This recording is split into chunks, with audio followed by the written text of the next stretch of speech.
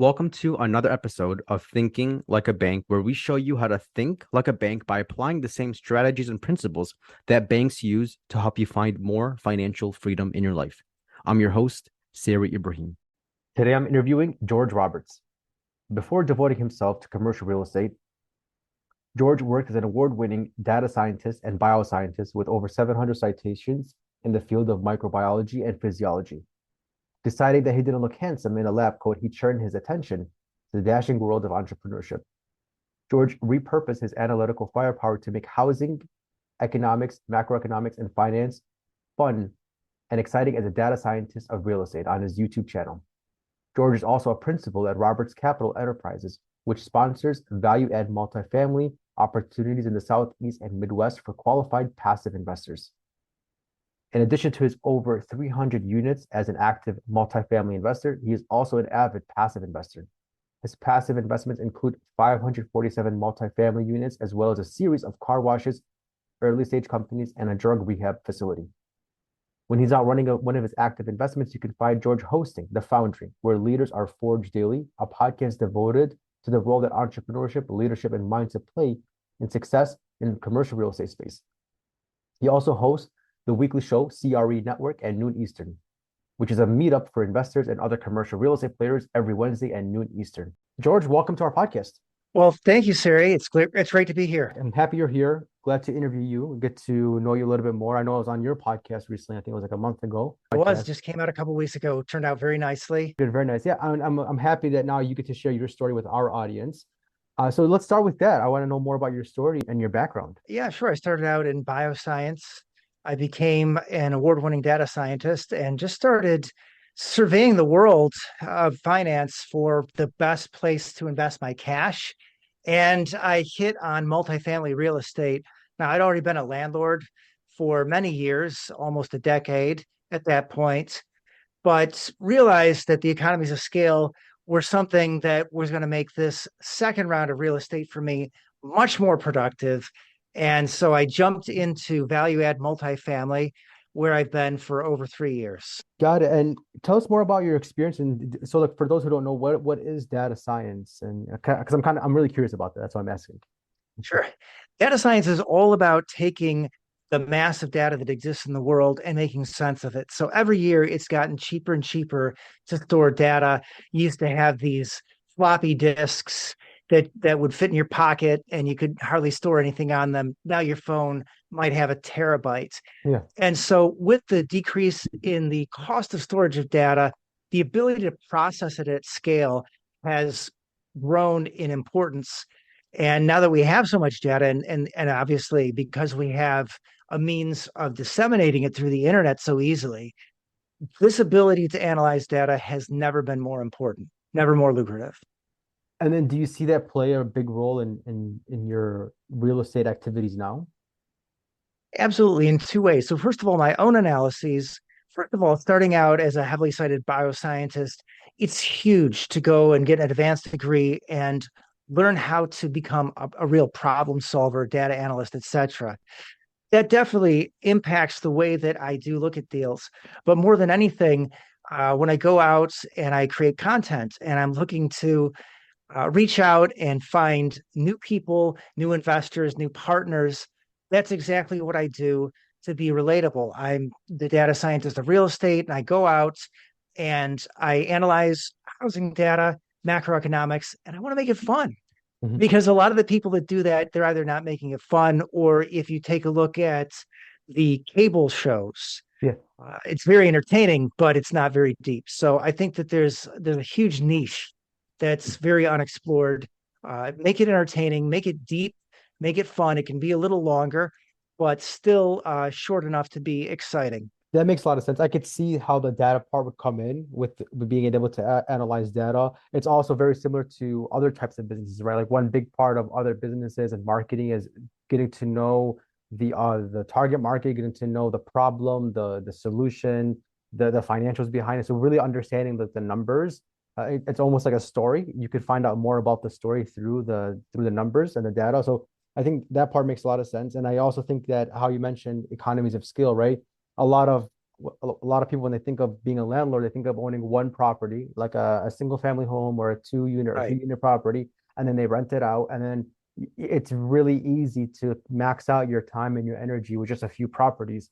Whereas in the multifamily world, in the syndication world, self-storage, other types of commercial real estate, you could really scale. You could buy a property that's 200 units and mitigate concentration risk. So if, like, 5% leave, you're still in business. Whereas in other types of property. So I get that. Now, what were kind of some of your initial steps for launching your fund, launching your first syndication, or your first interaction with investors? Starting small, everybody says start with 100 or more, and that's a great way to go, particularly if you've got a great big mentor or you've identified a large sponsor that can help you take down the deals. But while we were looking for those big deals, we found a 14-unit joint venture in Orlando, Florida. Things going amazing for us. We had great tailwinds with the rents. And so starting small like that, we were able to grow very, very fast. And when I say starting small, I'm talking about 14 units here. Yeah. A lot of people, right? You can start with just one, and that's a great way to start. So I would never say there's a certain number of units. Oh yeah, you better start with this number. Forget about anything less. Yeah. And from there, went on, became a co-GP, a GP, and a separate deal, and then another GP deal. Done other joint ventures along the way, but it really is the law of the first deal, as Michael Blanc says. Once you get that first deal, you understand how it works, and you get taken seriously by the network. It's a completely different matter when you call up a broker in a new real estate market and you've already got one. They know Mhm. that you're serious, right? Mhm. So get that first deal. Doesn't matter how big it is, five or more, you're already in commercial, and then just expand from there. Got it. And how have things been changing over the last, like, probably 2 years now with the interest rates? How has it changed your business as well as the next projects you're taking on? Well, the reminder that the future is always uncertain. And wouldn't it be nice if we could have low and stable rates for longer, but it was not to be. And so all these people who said cap rates are nothing, go for the smallest cap rate, because then when you add $1 of NOI, it's going to have the biggest impact. That sounded crazy at the time. Mhm. Now it sounds ludicrous. And so people really have to pay a lot more attention to who they're listening to. First of all, I would say all the advice out there has a shelf life. Some things change faster than others, but be really careful when you're talking about markets from a few years back. The best markets a few years ago are the worst ones right now, or at least the apparently best ones a few years ago. I think those of us who understand volatility, and if you get out on, say, fred.stlouisfed.org, take a look at Fred. Fred will tell you all you need to know about real estate, macroeconomics, etc. You can see that some markets are just more volatile than others. Mhm. And you got to be very careful. When you get in a market like that, hey, did I judge the bottom correctly? Nobody can very easily judge the bottom. But if you're getting in when they're already hot and potentially very overheated, these volatile markets can be very, very dangerous. So you want to look at the same demographics everyone else is looking at. But again, I would say take a wider view as well and ask yourself, hey, am I in a relatively stable Midwest market, or are we talking about something crazy like Las Vegas, Nevada, that has wild swings? Mhm. Got it. And how can you tell us a little bit more about, like, a recent project or a recent property you're working on? Like, if you're comfortable sharing, like, recent rates of return, cash on cash returns. I think that I'm just kind of curious now how those returns are looking, and I'm sure the audience probably too are curious as well. Right, right. So then, can't really do that for all my projects here because, without exits, and I like to hang on. Holding on is good. That you can calculate a theoretical IRR. That is to say, if you could sell in the current market, and those look pretty good. But obviously, what I would say, it's not so much that the IRRs have changed. Yes, they have, but it's really more the hold times. I mean, if you got a project that's essentially ready to go, you could refinance it or sell it. Well, you're probably better refinancing, holding on to it, and waiting for the market to firm up. That makes sense. So if you had a property, you can either sell it, refinance it, hold on to it. But the problem is, I think one of the problems right now is the rates are going up, the adjustable rates are going up. And that could put you in a situation where you might have to sell if you can't refinance, right? Well, I've always favored conservative financing. So I like fixed financing Mhm. wherever possible. And I also like seller financing because a lot of times you can get below market rates. Like I got one deal 3 years ago, 4%. I got one in late 2021 at 3.5. And no one was giving you commercial mortgages, particularly not on something that required some repositioning or which had repositioning in the plan at 3.5%. So the terms on these can also be extraordinary. I'm in one seller financing deal right now where the term is 7 years. And to get all of these things together, no prepayment penalty, below market interest rates, and a long term, you just don't find that. And then for those who don't know, seller financing is essentially the seller is like the bank, right? That's what it means. Exactly. And I'm glad you brought that up because when I'm talking about how do you sell these things these days, well, one of the things you might have to do, you might have to offer seller financing.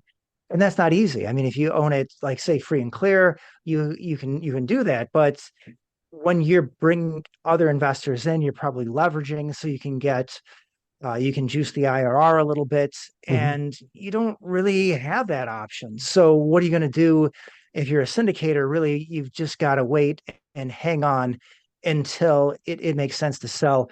A lot of the deals that are done now, right now, they are being done with seller financing. Again, part of that is because it's really hard to sell these deals. Banks are pulling back. They're not as aggressive as they used to be in the past. And that's why I say if you can sell it, right? There may be a theoretical cap rate. And if you're willing to hang on in the market until you get that, sure, you know what it is and you can calculate the IRR.